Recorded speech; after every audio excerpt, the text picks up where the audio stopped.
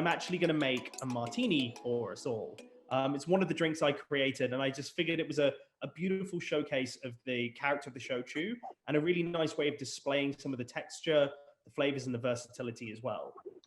It also seems perfect for this time of the day. So I wanted to look at some of the characteristics of a barley Shochu. We've got one that's bottled a little higher ABV here, so it's at 43%. And to me, it was a wonderful way of opening out both the, like a great classic cocktail will do, to highlight the profile of the spirit. So to me, with the barley Shochu, it's got this wonderful kind of nuttiness, everything you'd expect to have as barley as a characteristic. But to me, the beauty of using this compared to other barley spirits is this balance of a florality that it has. It's got a delicacy on the top, but in that classic Shochu sense, it's also got this amazing savory profile. It's got a richness and this balance and this weight and creamy texture that to me just cried out for a martini. So what I've tried to do is use just a couple of little simple notes around it that lift out the flavors and kind of really highlight it in a way that, again, plays up to the aromas and the texture. So one of the things I'm going to use as an accent is some kinome leaf, or what people might know as prickly ash or Sansho leaf. I'm very fortunate to have one of these little trees in my house. It's not the one that's in the background, but it's a wonderful herb that you can start to pick up from some specialist suppliers now. And getting the fresh leaves gives, yes, if you kind of use a lot of it, it gives a little bit of that kind of tingling spice that you might associate with Szechuan peppercorns.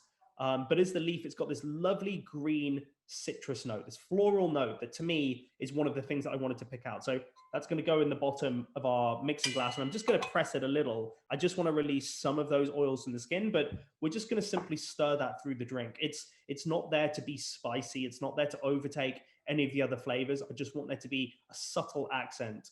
We're going to use a little bit as a garnish on the top as well, but just a little nod towards some of the flavors.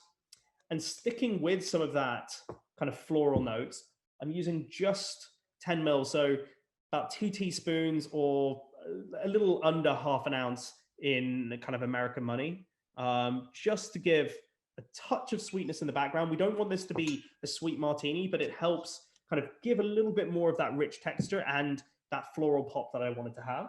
And great minds think alike. Alongside with Matt, I'm going to use a little touch of sherry, a little cleaner profile for this. Instead of using something like an Amontillado or an Oloroso, I'm using a Fino sherry. Bone dry, it's got that really nice kind of green olive note.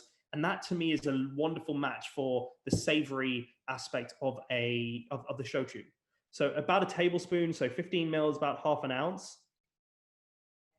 And that's going to give a little bit of a bridge towards these other flavors and help dry the drink out against the sweetness of the liqueur. And then the heart of it, we're going to use a little over an ounce and a half, so 40 mils of our Shochu. And really simply, like a martini wants to be, we're just going to stir this over some ice and open out the spirit and make sure it's got enough room to breathe, and just really giving a chill and making sure that all of the flavors and all of that texture within the Shochu are preserved. So I want to make sure it's got enough of a dilution and allowing those oils that are within the Sansho leaf to start to leach into the martini. So we get this lovely kind of green floral backdrop to the flavor of the Shochu. Stir that out, got a nice little pretty martini glass here. Strain this out, and it's going to be a perfect little aperitif, or if it's post lunchtime as you are in London here, lovely little afternoon treat. And just using a little bit of that kinome leaf just as a garnish. So Sansho martini. Cheers to you all.